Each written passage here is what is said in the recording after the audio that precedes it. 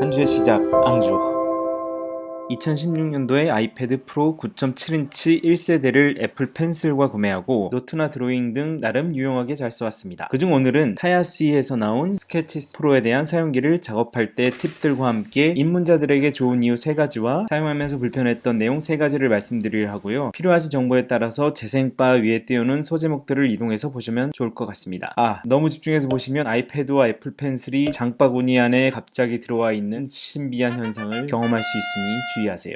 애플 펜슬이 생기고 나서 신나서 이 영상을 보시는 여러분들처럼 저도 사용 가능한 건 한 번씩 다 해본 것 같은데요. 그 중에서도 제가 스케치스를 사용하게 된 이유는 단순히 심플해서였습니다. 사실 심플한 UI와 사용성은 개인적으로도 제가 모든 앱을 설치하는 가장 중요한 항목이라서 디자이너가 보기에도 복잡해 보이는 프로크리에이터는 그런 이유에서 한참 후에 사용하게 되었습니다. 또한 제가 사용하며 불편했던 점을 언급하려 했던 아이클라우드 동기화나 그림 그리는 장면을 녹화하는 기능들은 최근 업데이트를 통해서 기능이 생기는 바람에 항목에서 제외하게 되었습니다. 앱스토어에서 스케치스를 검색하면 타야스위에서 나온 스케치스와 스케치스 프로 2가지가 나오는데요. 이 2가지의 차이는 간단히 무료와 유료의 차이입니다. 스케치스는 스케치스 프로를 구입하기 전에 한번 써볼 수 있게 각 브러쉬당 1개의 기능만 사용할 수 있게 나온 무료 앱으로 생각하시면 되겠습니다. 여러분들도 여러분들 아이패드와 애플 펜슬과의 궁합을 필감을 통해서 체험을 해보고 구매를 결정하셔도 좋을 것 같고요. 무엇보다 이 스케치의 장점은 보는 이로 하여금 상상할 수 있게 한다는 것이겠죠. 때론 그림 그리는 사람이 계획한 무언가보다 더 많은 것을 생각하게 하고 사람들이 머릿속에서 또 다른 그림을 그리게 한다는 점이 스케치의 장점이라고 할 수 있겠습니다. 그래서 가끔은 실제 사진을 바닥에 대고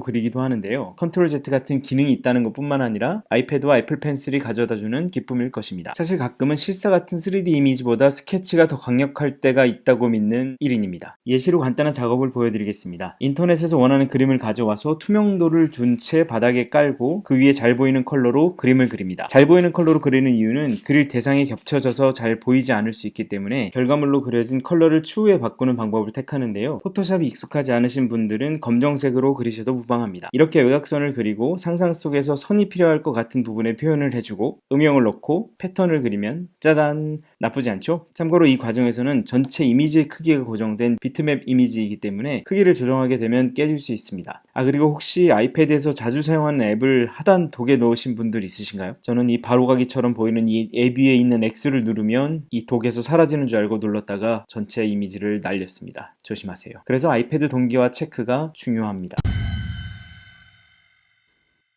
스케치스 프로를 보여드리면서 장단점 이야기를 해보겠습니다. 먼저 장점입니다. 제가 가장 만족스러웠던 점은 단순한 UI였습니다. 프로크리에이트를 사용하기 전에 먼저 선택한 이유이기도 했고 5년을 사용하였지만 현재까지도 그 좋은 느낌은 유지되는 것 같습니다. 가장 기본적인 그림을 그리기 위한 앱에 필요한 도구들을 한 화면에서 모두 볼 수 있고 모든 도구에 대한 세부적인 기능을 2단계 이상 넘어가지 않는 것이 쾌적하게 사용하게 도와줍니다. 두 번째는 패턴의 사용입니다. 스케치를 한 부분에 다양한 패턴들을 넣어서 입체감을 키워주는 기능인데요. 이게 익숙해지면 그림 자체가 풍성해집니다. 이 패턴을 넣어주기 위한 영역은 점선으로 표시되는데요. 이 점선의 간격보다 더 작은 디테일도 눈에 보이지는 않지만 적용이 가능하니까 참고하세요. 세 번째는 투명도의 활용입니다. 여느 그리기 앱에서도 쉽게 찾을 수 있는 기능인데요. 우리가 종이에 스케치를 하지 않고 아이패드에 직접 스케치를 하는 가장 핵심적인 기능이라고도 할 수 있죠. 실제 종이에 스케치를 할 때에는 라이트 박스를 이용하여 레이어를 만들기도 했는데요. 투명 종이를 늘려가듯 레이어를 활용하면 스케일이 다른 이미지를 얹히기도 짧은 애니메이션을 만들기도 유용할 것 같습니다.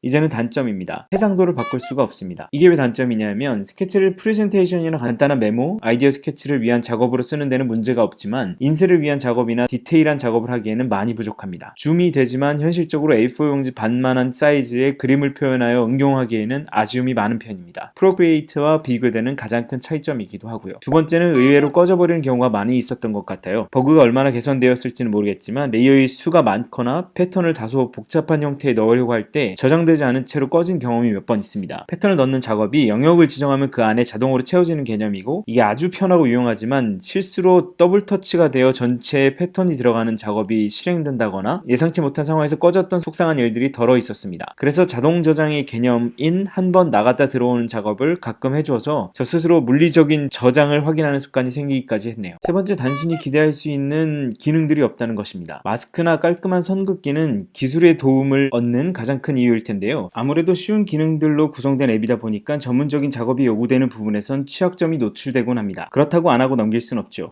필요한 부분을 다른 레이어를 만들어서 그린 뒤에 필요 없는 부분을 지워내는 단순한 노동과 자로 여러 번 왔다리 갔다리 하는 왕복 운동 같은 건 이렇게 언급한 단점들이 물론 있었지만 이 앱을 5년 동안 사용한 이유는 스케치의 목적이 분명하다는 점이었기 때문입니다. 스케치라는 것은 완성되지 않은 그림이라는 의미로 그 본연의 역할을 충분히 했기 때문에 이러한 그림들을 그릴 수 있었습니다. 그럼에도 해상도를 변경하는 기능이나 마스크의 기능, 반듯반듯한 쉬운 선 긋기 등의 부족한 부분들을 보완한다면 그 어떤 앱보다 사용하기 편하고 쉽게 예쁜 그림을 얻을 수 있는 강력한 스케치 앱이 될 것 같습니다. 이상 오랫동안 사용해온 앱을 소개시켜드려봤고요. 앱에 대해 더 궁금한 점이 있으시거나 재미있는 기능들을 알고 계신다면 댓글로 공유해주세요. 구독과 좋아요로 앞으로 저희 다른 활동에 함께해주시면 감사하겠습니다. 좋은 한 주 되세요.